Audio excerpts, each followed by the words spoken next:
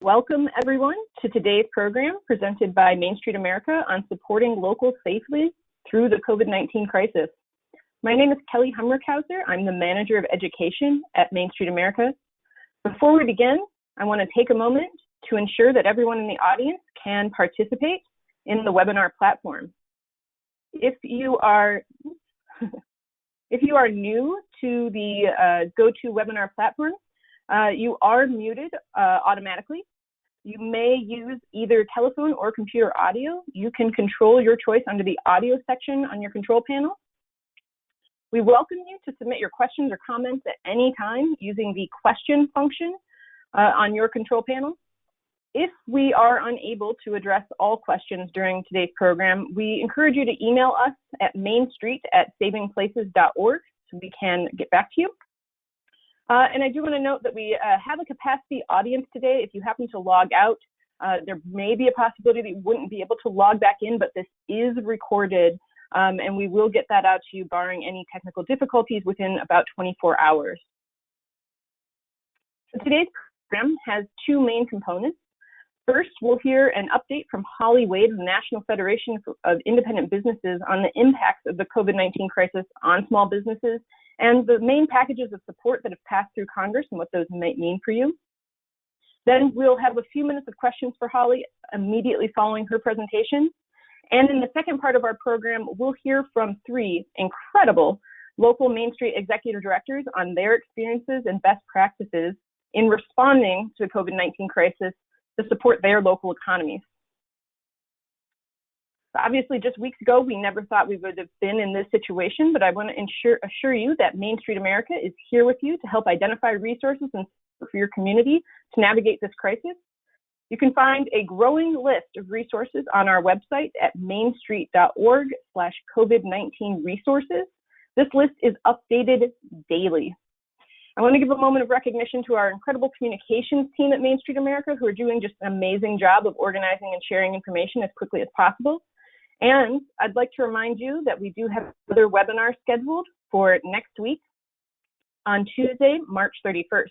While today's program is about local businesses, next week we'll focus on Main Street programs and how to manage your organization at this time. We'll be talking about your cash flow, your work plans, so that you can stay strong to keep supporting local. So without further ado, I'll turn the presentation over to Holly Wade, Director of Research and Policy Analysis for the National Federation of Independent Businesses. NFIB is the largest small business association in the country, and Holly provides analysis on public policy issues and economic trends affecting small businesses. Holly, our sincere thanks for joining us today, and welcome to the Main Street America Network. I'm going to give you control of the slides right now. Great, thank you. It's great to be with everybody during these trying times for small businesses. The National Federation of Independent Business is the largest advocacy association for small firms. We represent roughly 300,000 small businesses across the country, spanning all industries, and most size demographics under 500, roughly. A few over 500, but mostly 500 or less than 500. Most of our members are employers, and about 80% of them are under 40 employees, with the average small business around 4 to 5 employees. So most of our members are certainly small businesses across the country. And we've done a number of things for looking at the COVID-19 outbreak and how it's impacting small firms. And I wanted to go through some of these, and let's see here. I'm not able to forward the slides, I don't think. So March 10th, we sent out a survey of small firms, an email survey asking them about the impact of the outbreak on their business. And we repeated this survey March 20th. So there's a 10-day difference between both surveys that asked the same questions, and the results were markedly different and highlights the dramatic escalating impact that the outbreak has had on small firms. So back in March 10th, which seems like an eternity ago, when we surveyed our members, about 74% of them, 3/4 of them, said that they were not currently impacted by the outbreak. About 1/4 of them said negatively, and about 3% said positively. So those that said positively, you can imagine, say, the grocery store, or those who are in manufacturing, that are manufacturing goods that are in high demand right now. 10 days later, we repeated the survey, and only 1 in 5 said that they weren't currently impacted, and about over 3/4 said that they were negatively impacted. So just in the course of 10 days, we saw a striking escalation in the severity of the outbreak and how it's impacting small businesses. We also asked if they weren't currently impacted, if they anticipated being impacted if the outbreak spread in their area or was spread more broadly. And in March 10th survey, about 43% said that they thought they would be impacted if the coronavirus outbreak spread. But now virtually everybody believes that if the virus spreads to their area or more broadly in their area, that they will be negatively impacted. And so even those who aren't currently impacted believe that they will be if this continues. How concerned are they about the spread impacting their business? Only 16% when we surveyed on March 10th said that they were very concerned, and that increased dramatically to 68% March 20th, saying that they were very concerned. So very few small firms are not concerned about the outbreak and how it's impacting their business. Not concerned at all. It's just now 1% saying that they're not concerned about the outbreak. So most small businesses are very concerned about how this is impacting their business, the economic disruptions in their area, slower sales, supply chain disruptions. These are all the main factors that are impacting them, and also having to navigate their employees, their workforce, and making sure that if they can stay open, that their workforce remains healthy and protected from the virus, to keep operations going. Many are scaling back and adjusting to their new reality. If they haven't closed already temporarily, many are scaling down business operations or adjusting business operations. And so having to navigate that is becoming increasingly stressful for small business owners. We continue to receive calls from our members and emails from our members relaying these stresses and asking questions about how to navigate going forward. So the federal response to COVID-19, not surprisingly, has escalated over the course of 3 weeks. The phase 1 effort in providing some relief to healthcare industry, but also there was a provision that increased funding for the Small Business Administration's Economic Injury Disaster Loan Program, and allocated $7 billion more in funding for that program. The funding was certainly helpful. Unfortunately, the Economic Injury Disaster Loan Program is facilitated within the SBA, and they were overwhelmed by calls, and also governors had to certify their state or areas within their state that they could access this loan program. So there were a few bottlenecks in small business owners accessing this loan program. And so NFIB and many others advocated to expand the program beyond the SBA because of the severity of the economic disruptions that were happening in the small business sector, and which I'll cover in phase 3. But moving to phase 2, the provisions that impacted small firms in phase 2 included the emergency paid sick leave, the expanded FMLA, the refundable tax credit, and the hardship exemption. So there's 2 different leave mandates that were included in the phase 2 legislation that was passed and signed into law last Wednesday. The emergency paid sick leave is 10 days of paid leave that all employers under 500 employees are required to give their employees, their workers who qualify for this leave. So they, if they are sick and present symptoms of COVID-19, if they have a child who is sick with COVID-19 and have to take care of a child. So there are a few provisions that employees can access this emergency paid sick leave, and all businesses, all employers under 500 are required to give this emergency paid sick leave. There is also the expanded FMLA. So 1 to 10 days is covered by the emergency paid sick leave. Day 11 through 12 weeks is covered by the expanded FMLA leave. The expanded FMLA includes 12 weeks that, again, is required by all employers under 500 employees to have this available.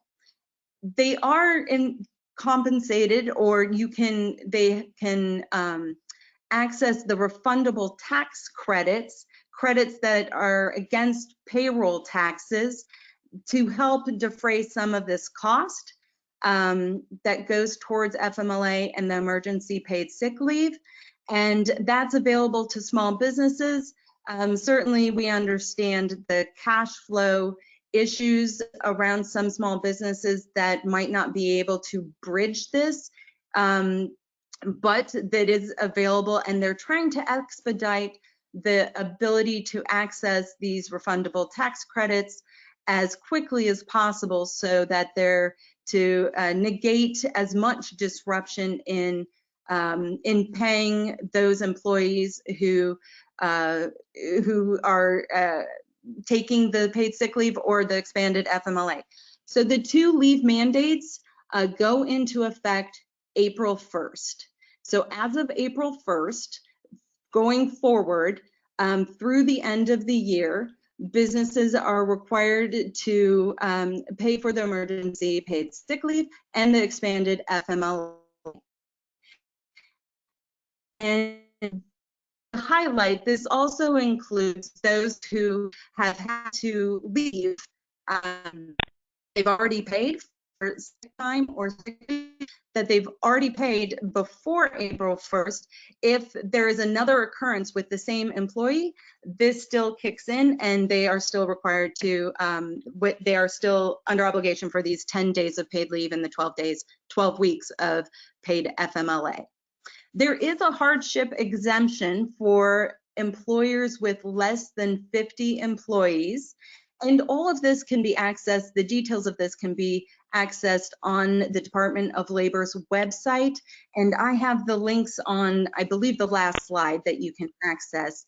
And they offer some better explanations and some guidance on how to access the tax credits. Well, the tax credits are actually from the IRS, but they have a link to the IRS website for the tax credits. And then they also have a guidance for the hardship exemption of less than 50, for those with less than 50 employees. And the hardship exemption is just for portions of the emergency paid sick leave and the expanded FMLA. So it's not to exempt employers of everything, but there are certain aspects of the mandates that that employers can be exempt if it is a particular hardship for them in paying the 10 days or the 12 weeks expanded FMLA. For phase 3, this is the negotiated legislation that was passed in the Senate late last night and will go to the House.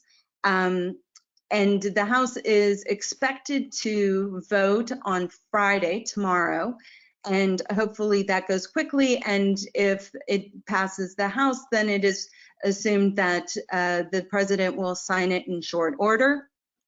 Small businesses are obviously eager to better understand what might be available to them.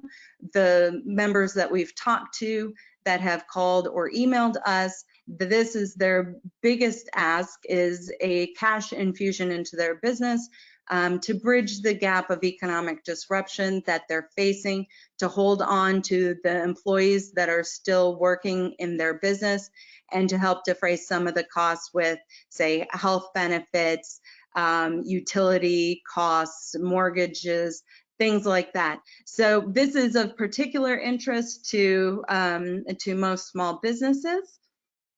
The Paycheck Protections Program, or loans, or we've shortened it to the SBA Coronavirus Small Business Loan Program.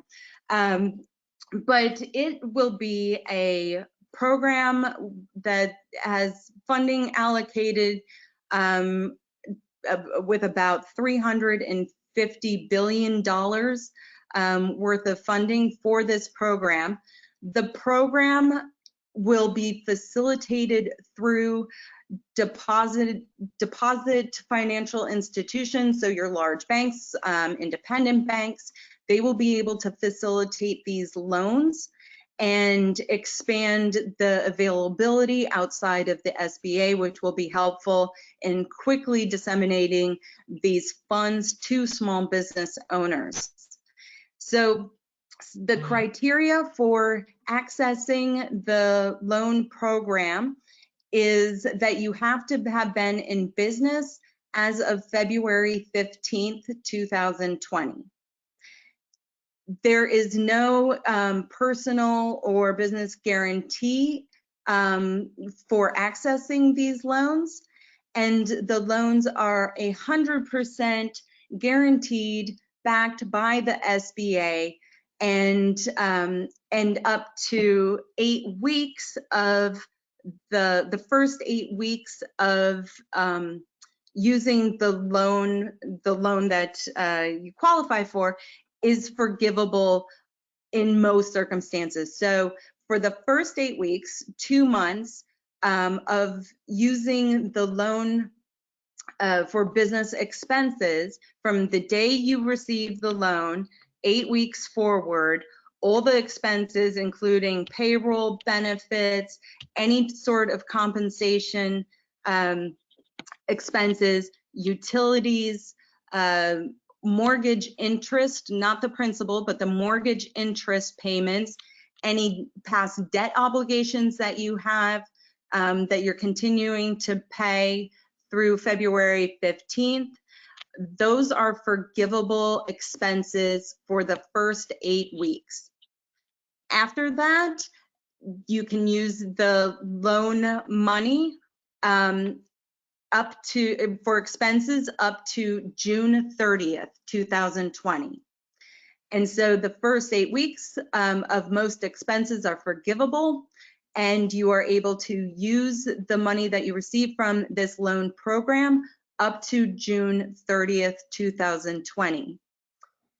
The payments are deferred, and interest on these loans are deferred for 6 months, up to 12 months. That's still a bit unclear how that's going to work, but there is no penalty for prepayment of these loans. So if you prepay, as we're assuming through the language that is in the bill as of now, We're assuming that up to 6 months until the interest of the loan kicks in, you are able to prepay the rest of the loan and not pay interest on that. So there is up to 10 years of paying back the loan of the expenses that were accrued or that you paid, or the loan amount that you used up to June 30th. You have 10 years to pay that back at a max interest rate of 4%, but there are no prepay penalties associated with it and a 6-month payment deferment. I also wanted to note there is a emergency cash advance, for lack of a better term, of $10,000. So a small business owner can apply for the loan and ask for the advance, $10,000 advance up front, and that is forgivable part of the loan. Well, they're calling it the $10,000 upfront grant that is available to small business owners. If they qualify for the loan, the $10,000 would be included in the forgivable part of loan forgiveness of the loan. But if you end up not qualifying for the loan, the $10,000 is just forgiven. The only penalty is that you have to certify under perjury that you believed you could qualify for the loan. And so that's it. You know, it's $10,000 up front to help defer payments as the loan process, which I believe will take, you know, it will be a quick process going through the large bank or the bank system instead of the SBA, but $10,000 up front can be accessed, but small business owners have to ask for it. So I spent a lot of time on phase 3. That's the one of interest for folks.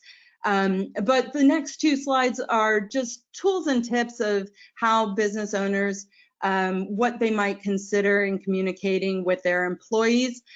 These are some good takeaways for when you talk to small business owners across the country that are experiencing economic disruptions, more like a checklist that would be available to them.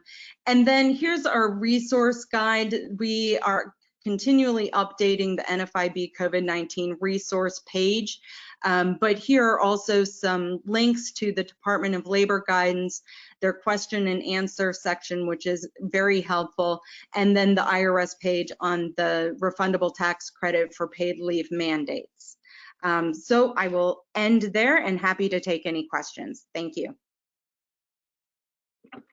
Wow, thank you so much, Holly. That was really, really helpful and a great overview of what's been happening so far. We do have a few questions lined up, and I think some were addressed while you were talking, but I do want to just start with like the most upfront question I think everybody is on everybody's mind. We just addressed it a little bit, but we could probably speak to it a little bit more. How do you bridge the cash flow issue, you know, just in this moment, you know, before maybe that $10,000 grant even gets to you? Are there other resources that you could point to?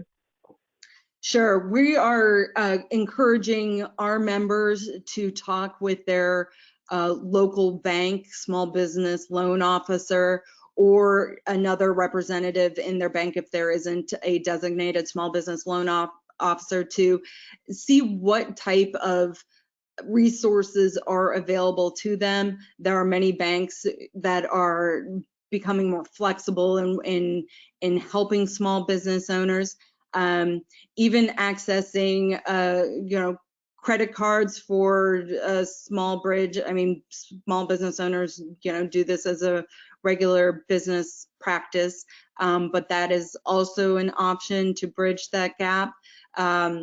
The loans, when they are available to small businesses, the debts that they're incurring, they can use this loan to cover debts. So that will be helpful in whatever they pursue in the meantime, because obviously the loans, you know, this program is going to take a little bit Even if everything is passed and signed into law on Friday, it will take a little bit of time to get up and running. So talking to their local bank for available options would be helpful. And just also to mention, if they have a SBA disaster loan already, they can refinance that loan to this new program. So those who have already taken out a disaster assistance loan for COVID-19 can refinance their loan to one of these loans, and that will be helpful in allowing them the 8 weeks of forgivable loan that they used for those 2 months of expenses. And the 7A loan program, as we understand it now, they can access the new loan program on top of the 7A loan program. So the 7A loan program, because it wasn't specific to the coronavirus, they can continue that loan with this loan on top of it. But talking to their financial institutions, their bank, any other financial institution that they use is encouraged and can be an incredibly helpful resource for them. Excellent. Thank you so much. I want to, getting a lot of requests for me to flip back, and I did move from that slide maybe too quickly. So let's flip to the resources page once again. Please note, sorry, my slides are one slide moment behind what you guys are seeing. This resource page should pop up just in a second here for you. We will share this with you. Please, you don't have to write every link right here down. We will share this out to you, but if you want to just take down some information off the top here, that is a possibility for you. I want to just touch back, Holly, also on the provisions for businesses of under 50 employees. We had a couple of questions, that FMLA does not apply to employers with less than 50 employees, and how is the FMLA leave being handled for those employers? And just to clarify, I think the exemption that you mentioned earlier for those smallest of businesses for phase 2 specifically, if we could clarify that a little bit more. Sure. So the emergency paid sick leave mandate and the expanded FMLA provisions apply to all employers under 500. So all employers under 500 are required under these two mandates to offer the 10-day paid leave, emergency sick leave, and the expanded FMLA. The exemption for those under 50 for economic hardship reasons, those are outlined in the DOL guidance, and I don't believe it covers all of the cost for the sick leave, or sorry, not cover the cost, but it doesn't exclude all of the provisions in the mandate. It excludes some of the provisions in the mandate, as I recall, but check the DOL guidance on this. And just also to note that the law does require all employers under 500 to post posters for both the emergency sick leave provision and the expanded FMLA. There are 2 posters that you can access on the Department of Labor's website in the link provided, that small business or small employers have to post in a common area so all employees can have access and read about what's available to them. So those 2 posters are required. That's excellent to know. I'm going to flip forward again in your slides to what small businesses can be doing now. We had a couple of questions also. Just keeping this up in the background, I just want to clarify again between phase 1 and phase 3. We have had a couple of questions around what businesses should be doing or could be doing If you didn't apply for phase 1, should you wait to apply for phase 3? You said you could refinance is that phase 1, and how does that work relative to phase 3? Sure. So the phase 1, the disaster relief program, the COVID disaster relief program that's facilitated through the SBA, those loans, if a business owner has one of those loans, they can refinance to take advantage of the loans offered in the new program. So, that's going to create a bit of paperwork on the business owner to do that and a bit of time. But if they need to access the loan program immediately, that is one way to go about it, is to get one of the disaster relief loans and then refinance. If they can wait, it's certainly helpful in reducing the paperwork burden of it and going through the process when these are available, which hopefully will be relatively soon since they will be facilitated through commercial banks. And so the speed of which they can access the loan program through commercial banks should be quicker than through the SBA. And then also they will, the $10,000 emergency grant will be available. So within just a couple days, they should be able to access $10,000 upfront through this program. So if they can stretch it a little bit, it might be beneficial to wait for this program. But if not, accessing the disaster relief loan program and then refinancing might be their best bet. Thank you, Holly. We're going to take one more question now before we move on to our panel of Main Street folks, and we can again come back to some questions at the end of the program. And also we will be taking your questions at Main Street America, and we can try to facilitate the answers as best as possible with Holly and Fib going forward. So just want to, there's several questions that have come in around relief for sole proprietors and self-employed folks. Is there something for those folks as part of phase 3 of this? Yes, so good questions.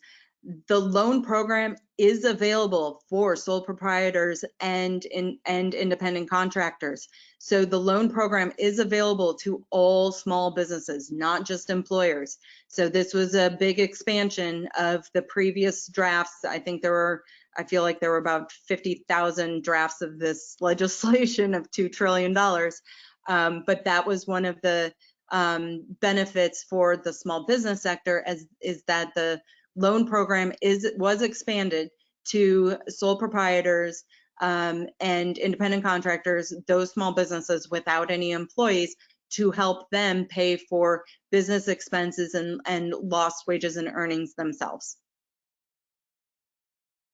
Excellent, Holly. Thank you so much for clarifying that. We do have more questions kind of coming in, but we do want to, one, share Holly's contact information here. We are so glad, Holly, for you to be here today to provide us with this information and to share your information. I want to ask our audience to be, kind to Holly in terms of if you have some questions. We will be publishing more information from Main Street America, and also NFIB has a whole section of COVID resources on their site. There are recorded webinars that they did as recently as Friday, and I'm sure that they'll be producing more as well. So I want to encourage you to take a look at those resources before calling Holly. Thank you so much, Holly. Any kind of final words you want to add before we flip to the next part of our program? Just encourage everybody to talk with the small business owners in your area. The loan program will likely be a bit arduous to navigate, and as best as we can get the word out that this is available to small business owners and provide them with the information to get them access to this program, the better, to help small business owners across the country ease the economic disruptions that they're facing. But it's almost incumbent to all of us to make sure that they know that this resource is available to them when it's up and running and signed into law. You know, and Holly, I apologize. I do want to ask one more quick question of you because one of our panelists has asked me, and I just want to make sure that we get this in. Are these resources available to 501c3s as well as small businesses? I believe so. I don't know for sure, but I believe 501c3s are included in the relief package for this loan program. We're updating our site, the nfib.com website, the COVID-19 resource page, with the updated information that's included in the legislation soon, maybe tomorrow, but certainly by Monday. And it will have all of those categories of businesses that are included and able to access the loan program. Excellent, excellent. So everybody will be able to access that resource as well as we'll link to it from the Main Street America website. So thank you again so much, Holly. And now we're going to move on to the next part of our program where we are, oh, I have another slide for questions there. We've already done that. Okay. We are going to talk now about the efforts that Main Street America members have made to support locals safely. We know that so many of you out there are in the position of not only potentially being small business owners yourselves, but also working with a whole network and district full of small business owners. So we're so glad today to have three Main Street executive directors with us to share their experiences. We're going to hear from them a little bit about what they're doing. And, you know, I'm sure much like you, these folks have been working extremely long days and long hours to do this. So I'm so grateful to them for giving their time today. And first in that panel, we're going to hear from Andrea Dono, Executive Director of Harrisonburg Downtown, that's located in Virginia. Andrea, welcome, and thank you for being here. Thanks, Kelly. Yeah, so Harrisonburg is about 2 hours southwest of Washington, D.C. We're a population of about 55,000, but really 20,000 of that is students who are not here right now for the most part. So we've been struggling with the downturn, and I'd love to talk a little bit more about what we've been doing.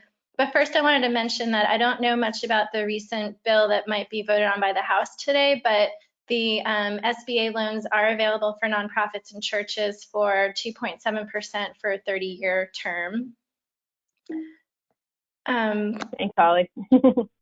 So I wanted to just start by saying that my board got together right when things started, like right before we had our first confirmed case.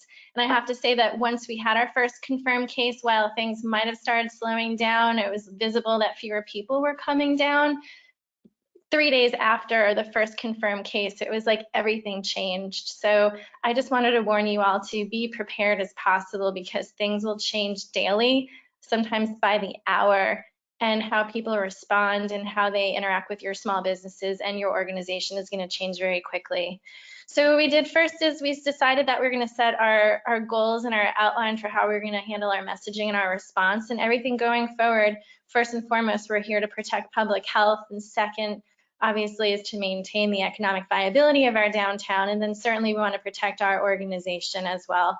This has really helped us keep focused and prevent mission creep, because as a community leader, we've been getting a lot of questions. Oh, can you do this? Can you help us with that? Can you raise funds for workers who are out of work? Which my treasurer was like, stay far away from that, but community members could take that up, and a lot of them have.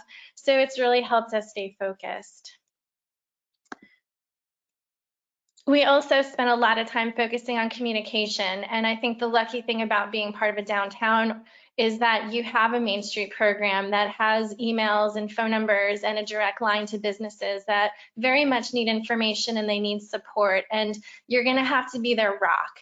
And so I've given them so much information. I've been emailing them probably every other day, giving them, bright spots of hope and telling them where grants and loans are coming from, what partnerships we're forming in the community, how they can help their staff, ideas from what others are doing around the country. So we've been sending all that information to them. And I have an example on our website. If you go to downtownharrisonburg.org, you can't miss it. We have a whole COVID section, and one of them includes a small business resource page. And on there is an example of what our those emails look like. And so we ask people, if they're not on our list, that they can go ahead and email me to subscribe. We also surveyed our businesses and customers pretty quickly out of the gate. I only had about 8 businesses respond, but they're scrambling, and I don't expect them to be doing a survey. So I've been connecting with them in other ways directly.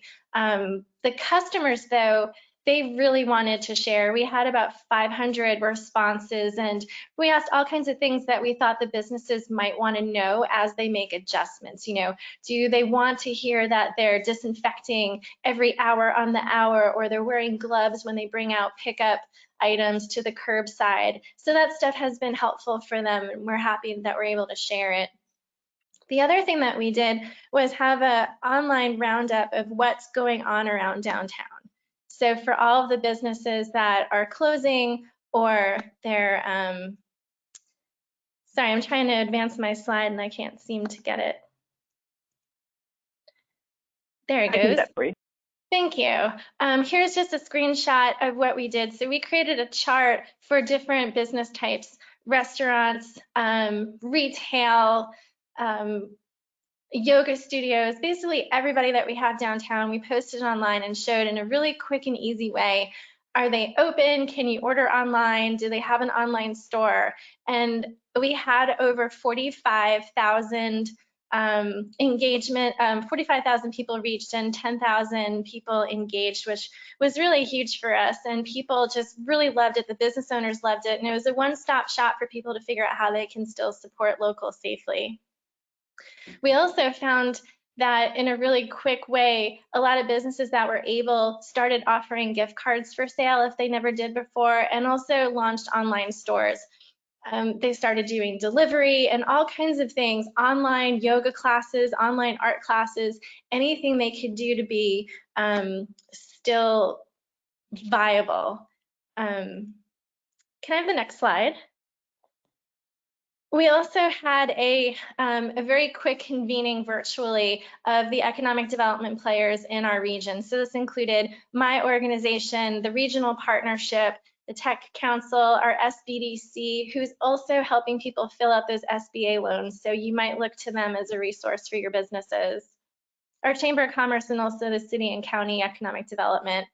We all got together just to get on the same page, figure out what is our messaging, how can we help, can we have one single page of resources for all of them, that way we're not all creating the same thing. We had a video that we produced pretty much by the end of the week, working with a local video production company to have a buy local, shop local safely message that, you know, as community leaders, we were able to get out there pretty quickly and have it go viral, which again, people really appreciated. It was really helpful for us to have that partnership. We now meet weekly, and we also were able, my organization raised $50,000 from a local bank that we're hoping to leverage from other local banks for grants up to $5,000 for small businesses. So that's coming out of this partnership, but we're doing all the legwork for the fundraising. We also, like everyone else, is doing the campaigns to get people to think about, you know, you still need to shop local as much as you can safely. And one way you can do it is through gift cards or online ordering. And we're calling it Everyday HVA, encouraging people to keep their routines. It just will look a little bit different. And we're going to be awarding $100 worth of gift cards at a business of their choice, thanks to a local sponsor. So we're trying to keep that going too.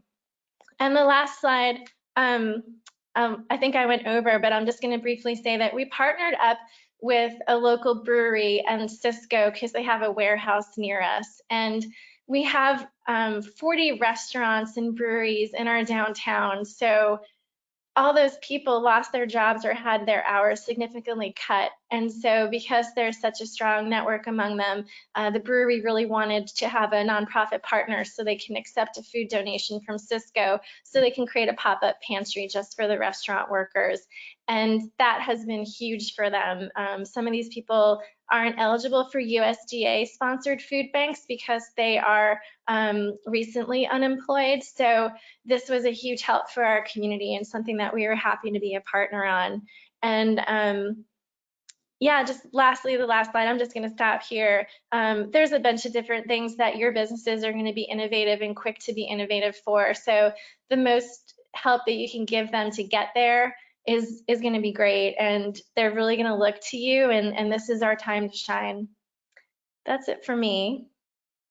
Thanks, Andrea. One clarifying question, just to give people context. What is the current state of status in Virginia and around Harrisonburg relative to the virus? Are you in a mandated lockdown? Not exactly. Our Virginia does not allow the restaurants to have their dining rooms open, but non-essential retail can still operate as long as there's not more than 10 people in there at a time. Okay, excellent to know. Mm-hmm. We're going to move to our next presenter now to hear from Donnie Rogers, the Executive Director of Downtown Lee's Summit. Some of you may have been to Lee's Summit as the location of the Big Bash at the National Main Street Conference in 2018. Donnie, as discussed, I'm going to give you the screen now.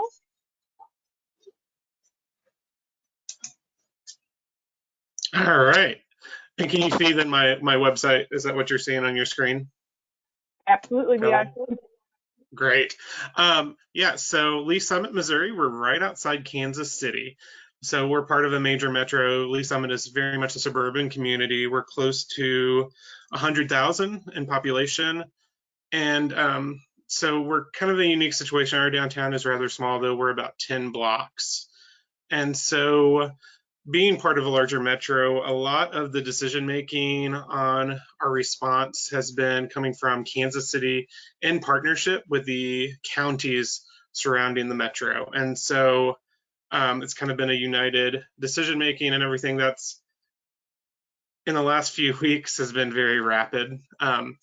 I would say about right now, as of Tuesday, we're under a stay-at-home order. So that effectively shut down all non-essential businesses. And so right now our restaurants are still working from essential service and being able to offer delivery and carry out with those safe guidelines intact. This has all happened, like Andrea said, very quickly. You know, as of last week, I would say, you know, we had canceled our Emerald Owl Parade that was going to be planned for the 14th of March due to weather concerns at first, and then it was the COVID-19. Then suddenly things started changing very quickly. We were first told no major events in the community for the next 2 months. That went to no more than 10 people gathering.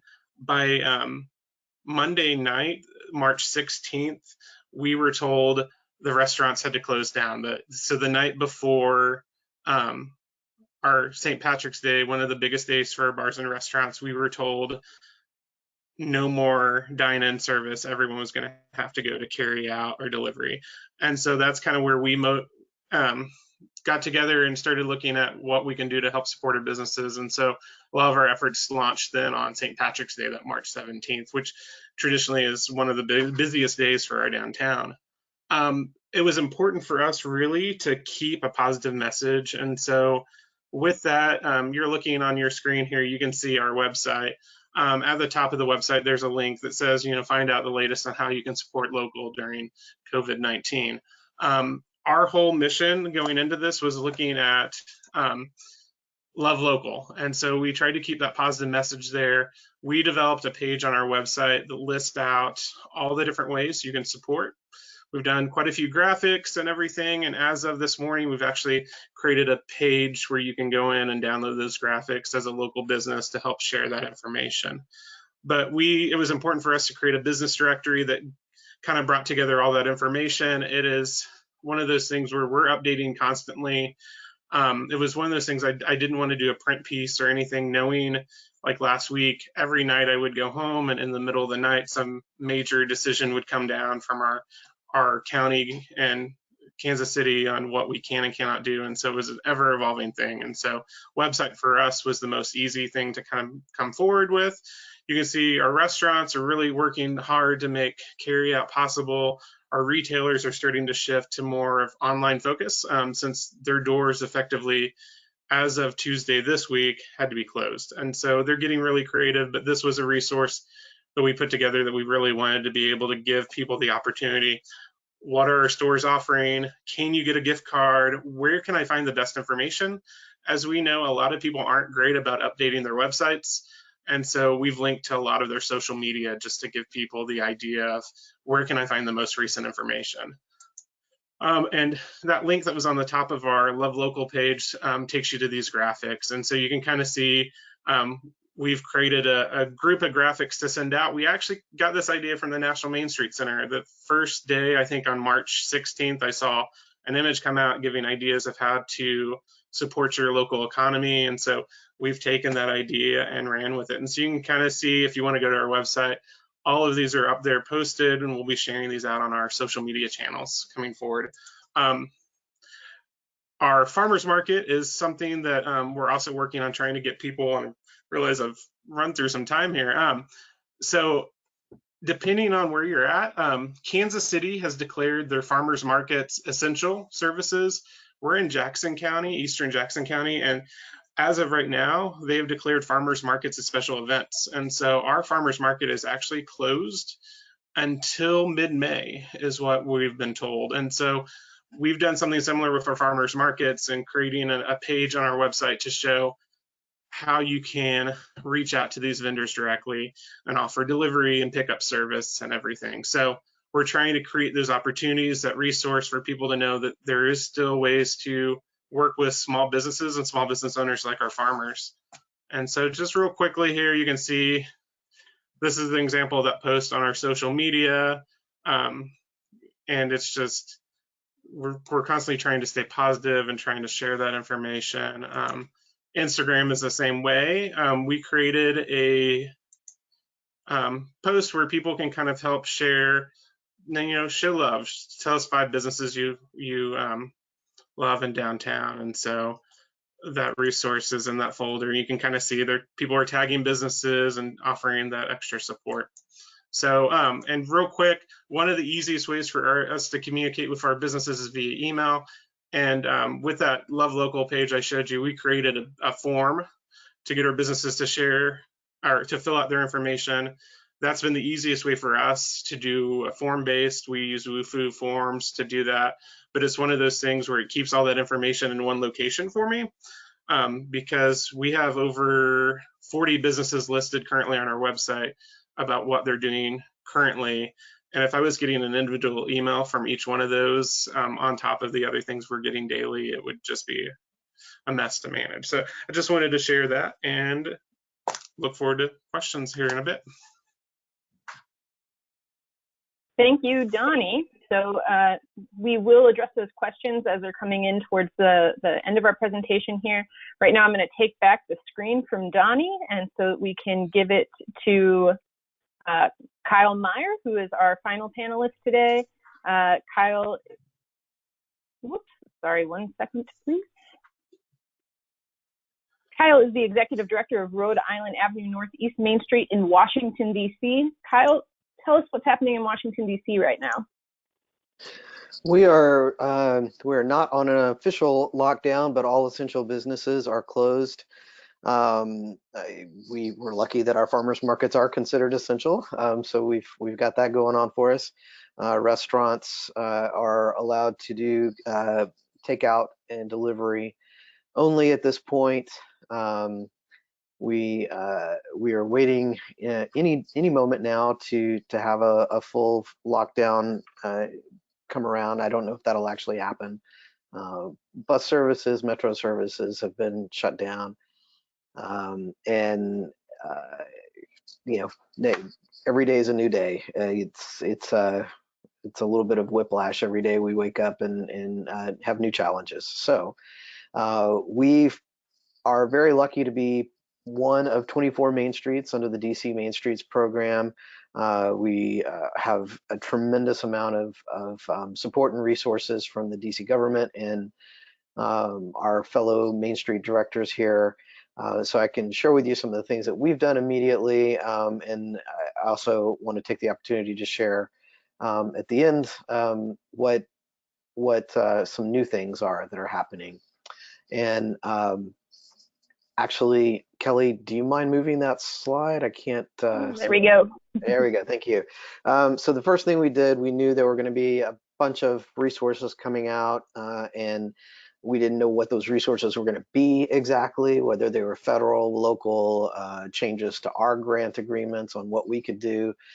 So the first thing we did was set up an assistance request form on our website, just a very basic Google form, very basic questions. We do manage 2 Main Street programs, the Rhode Island Avenue Northeast and Bladensburg Road Main Streets. And we've got some additional grants that aren't necessarily Main Street grants that allow us to help some surrounding businesses. So we tried to address all of those areas and get all that information in one place. We've obviously been inundated with requests, and we weren't even sure what businesses were going to need from us. So rather than us telling them what we had available for them in the way of resources, we were asking them to tell us what they needed. In some cases, the answer is we don't know what we need, so then we can come in with our suggestions.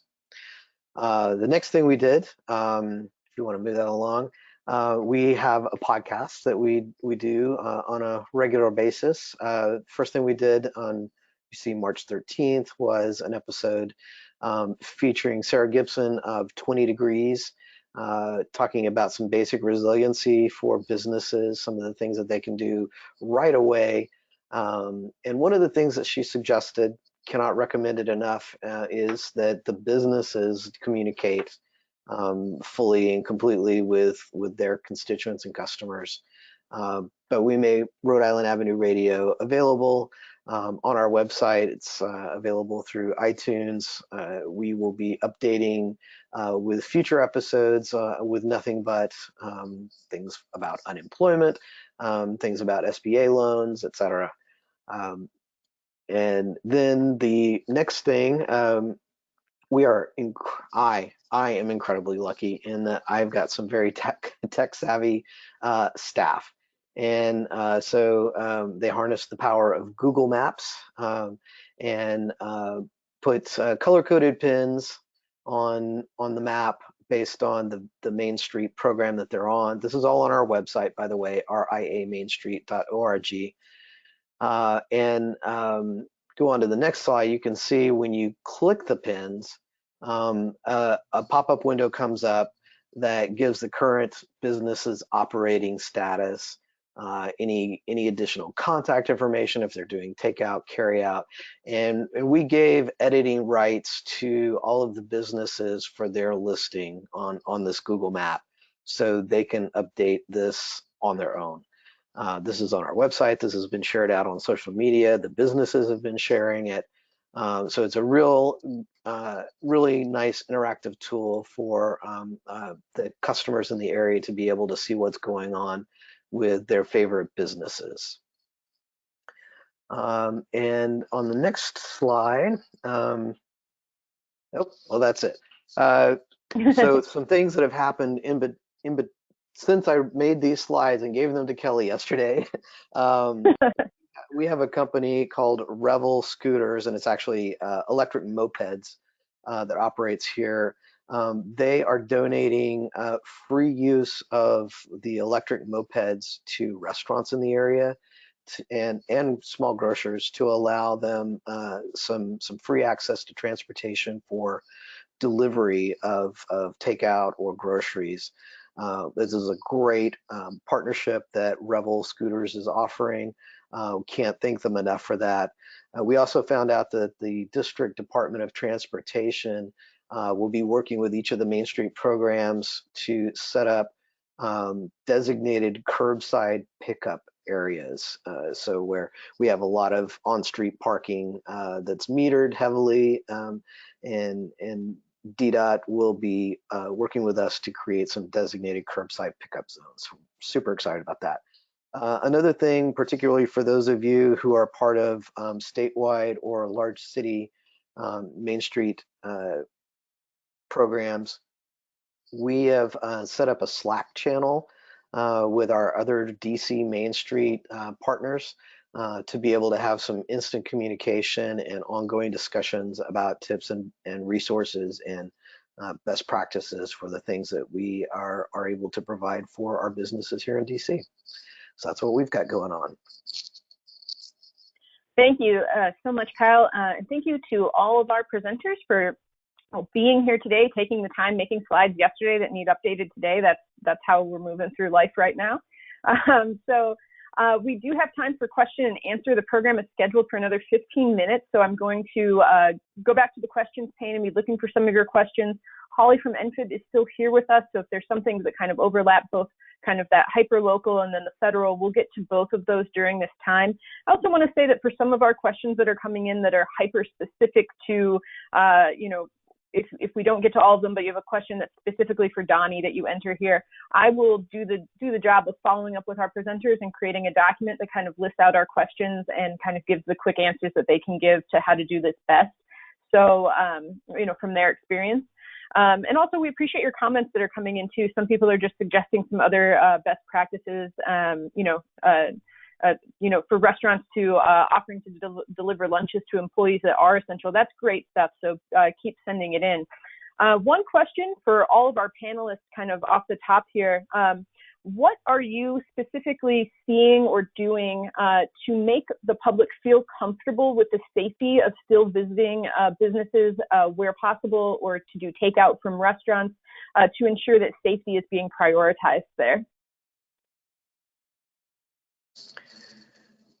Well, I can say for Rhode Island Avenue clientele, our neighbors are highly engaged with the businesses here, particularly on social media. And so we're encouraging all of our businesses to share their sanitation and safety practices on their social media. We've got a coffee shop that is just, from day one been on it as far as what they're doing to keep their clients and customers safe.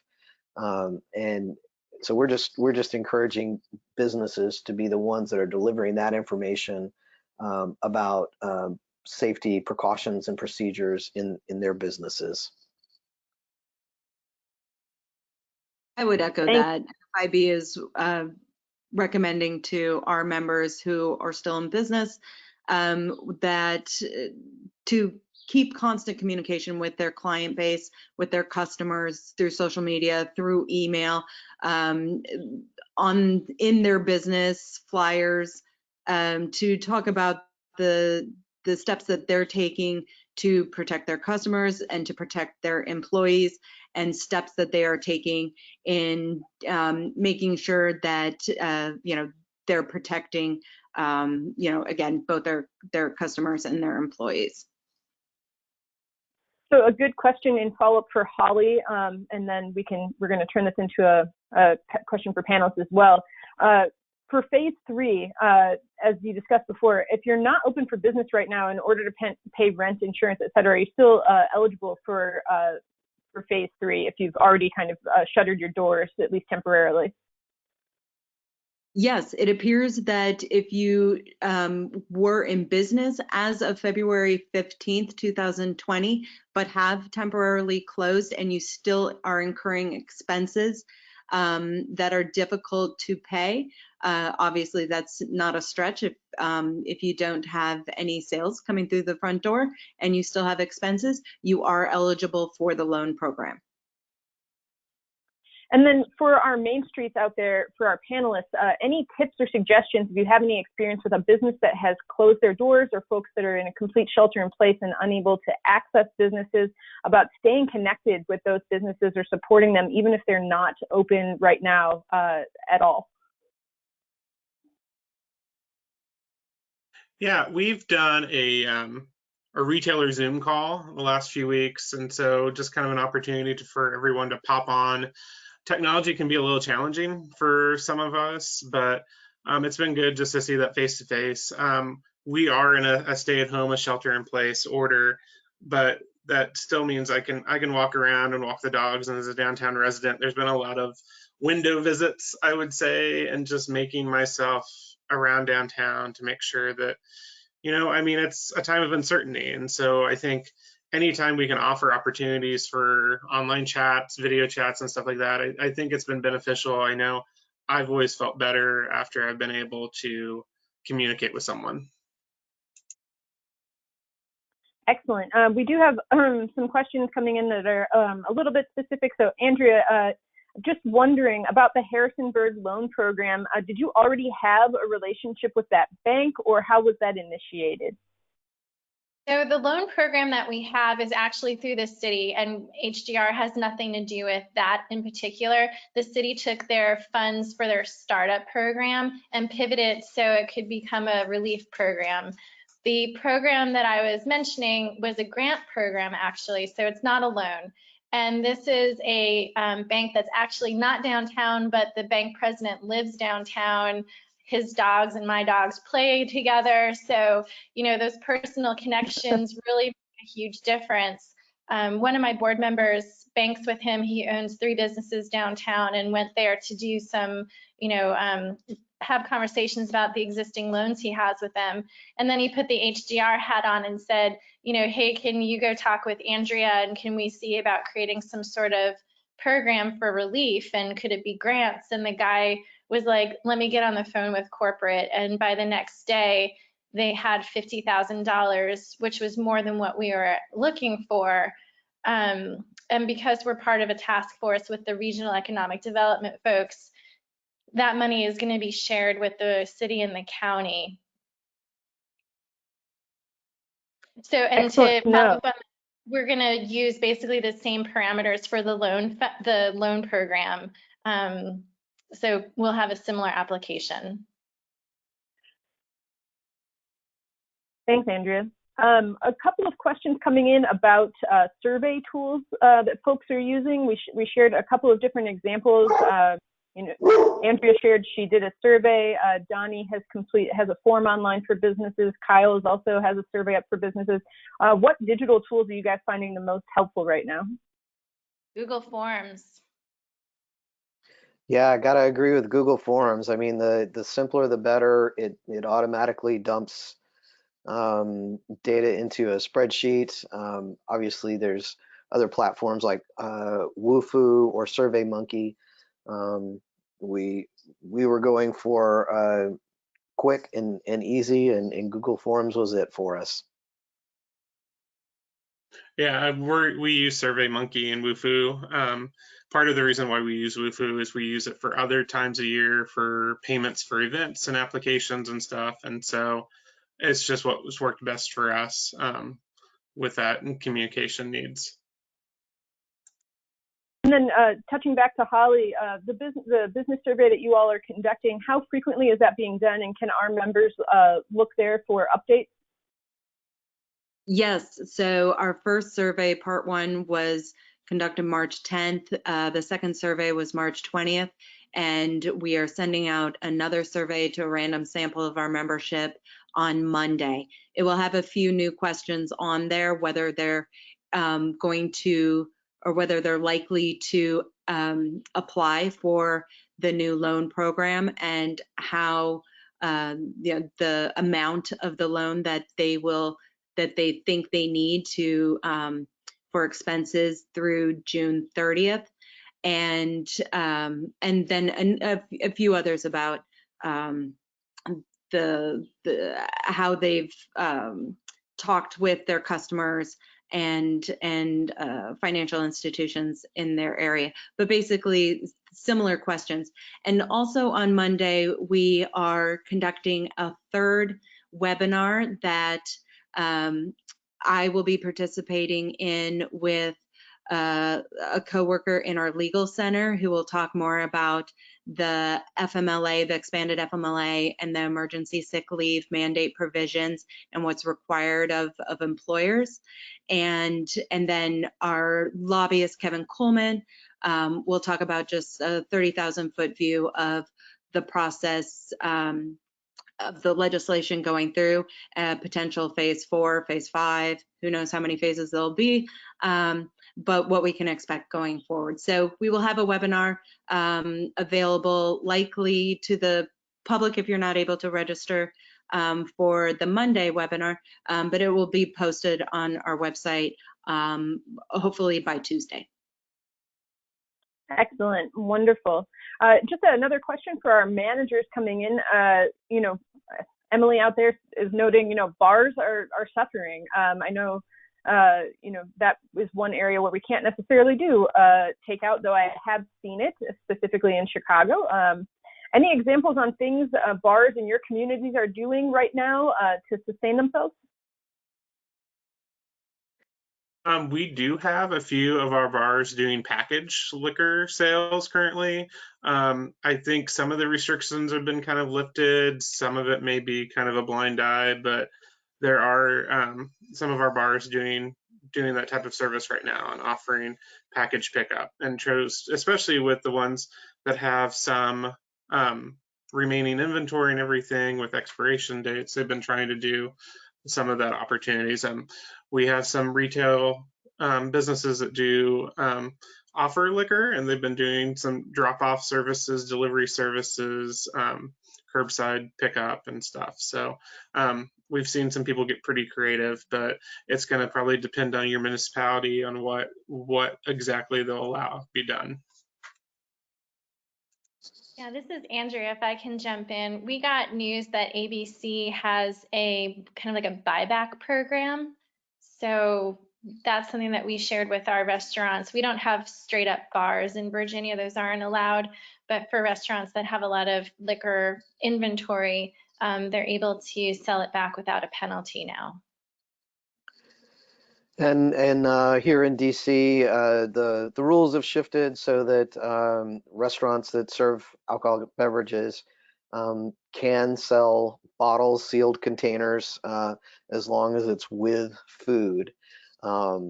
As far as bars go, you know, most of the places here have some sort of food, just because that license is less expensive than a regular bar license.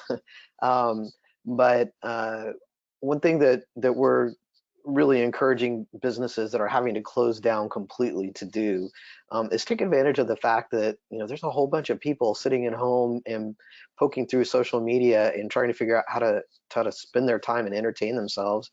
And so, you know, we're encouraging all those businesses, and bars could be one of them, to create content to further their own brand. You know, whether it's a bar talking about the history of, you know, a certain cocktail and how to make it, or something like a dentist. We've got a dentist in our area that specializes in children's dentistry, and, you know, parents are you know, climbing up the walls with things to share with their kids that are educational since they can't go to school. So, you know, we're encouraging businesses like dentists to take that opportunity to create very simple videos about what is a cavity and how to correctly floss your teeth and things like that can be used as not only educational for kids, but as a brand expansion and marketing for the business for when they're ready to reopen. Thanks so much. So we have time just for some final comments here. And I just want to note that we have some excellent comments coming in from the audience as well, thanking all of our presenters for their time today. So my thanks is being amplified by everyone out there watching this program. I want to remind everybody that we will provide a recording and slides of what we've seen here, and that we will do our best to facilitate. There's lots of questions in the question pane that are not fully answered at this point, so we will revisit those to try to pull together some extra tips from our presenters. So hang tight if you have something that you wanted to see addressed here. And any of our presenters want to add some final thoughts or suggestions? We'll go to the Main Streeters first.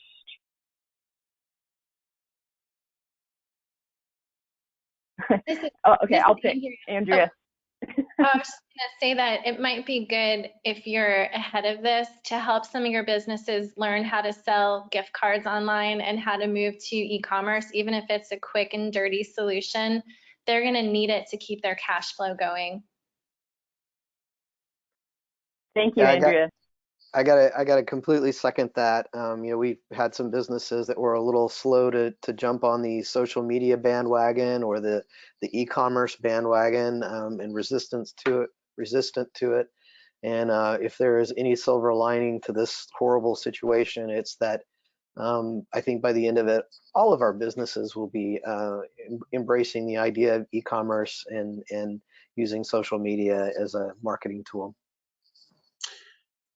Yeah, I want to share something we saw creative out of one of our retailers yesterday. They don't have an online, they have finally got an online website here recently, but they don't have the opportunity to sell merchandise online yet. They're more of a furniture store, but they did a really neat thing yesterday on their social media that said, hey, we're putting these grab bags, $75 worth of merchandise in the grab bag. You get one for $50. You can buy the bag. We'll deliver it to your doorstep, no contact, no anything. And so they had 30 bags they put together. They sold out in the first hour. And this was all just through social media. They got local media coverage for it and everything. And so it was just a great opportunity. And it proved that the community really wants to help out and do something to support these small businesses. And so even if you don't have an e-commerce site out there right now, there's still creative ways through social media to encourage people to interact with your business. They were taking those orders over the phone or through email. And I mean, that was huge. I mean, and it was one of those things that it helps keeps the lights on for a few more days. And so I definitely think getting creative and seeing what others are doing is kind of the best thing we can do right now. Donnie, what's the name of that business? Cameron's Home Furnishings. Excellent. So people want to look at that as an example. Yes, okay, definitely. thank you again to all of our presenters. And then I want to turn finally to Holly again. I'm just wondering what you see from the NFIB position as the next steps here. Are we looking to more packages of support in the future? Do we think that there's a time to settle into what's been established as of now? And what are kind of next steps that communities could take to keep advocating for support? Sure. Thank you. NFIB is continuing to work with lawmakers. There will likely be a technical correction package after this. Certainly there will be glitches in this massive $2 trillion bill that's moving through quickly. Looking through to see where we can increase support for small businesses.